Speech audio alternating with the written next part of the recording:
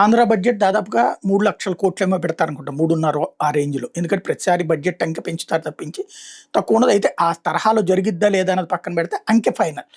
Telangana budget కూడా దాదాపు 2.5 అట్లాగుంటది. అంటే ఈ 2 రాష్ట్రాలు ఉమ్మడిగా ఉన్నప్పుడు లెక్కేస్తే 5,00,000 5,00,000 కోట్లు అనుకుందాం బడ్జెట్. అదే సందర్భంలో మన 2 కలిపితే 5,00,00,000 జనాభా 5.5, 6 కోట్లవుతారు. ఓట్ల పరంగా పక్కన పెడితే. అదే ఉత్తరప్రదేశ్ వచ్చేటప్పటికి 20,00,00,000 జనాభా. దాని బడ్జెట్ 9.12 లక్షల కోట్ల రూపాయలు. యోగి ఆదిత్యనాథ్ తాజాగా ప్రవేశపెట్టింది. ఇందులో 10,00,000 జాబ్స్ సృష్టించబడతాయని ప్రకటించారు. వివిధ సెక్టార్ల ద్వారా 1,00,000 న్యూ మైక్రో ఎంటర్‌ప్రైజెస్ వస్తున్నాయి. ఏదైతే యువ ఉదయమి స్కీమ్ కిందన. అట్లా 49.86 లక్షల టాబ్లెట్స్ తో పాటు స్మార్ట్ ఫోన్లు డిస్ట్రిబ్యూట్ చేస్తామని ప్రకటించారు. 2,374 కోట్ల రూపాయలు దానికోసం కేటాయించారు.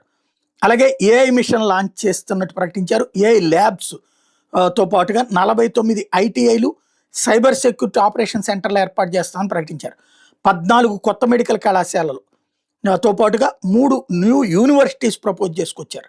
అలాగే ఆడపిల్లలకి స్కూటర్లు ఉచితంగా ఇచ్చేటట్టు ఎడ్యుకేషన్కి వాళ్ళని ఎంకరేజ్ చేసేందుకు. అలాగే రింగ్ రోడ్లు, బైపాస్లు, ఫ్లైఓవర్లు అదనంగా నిర్మాణం ట్రాఫిక్ని దృష్టిలో పెట్టుకుని.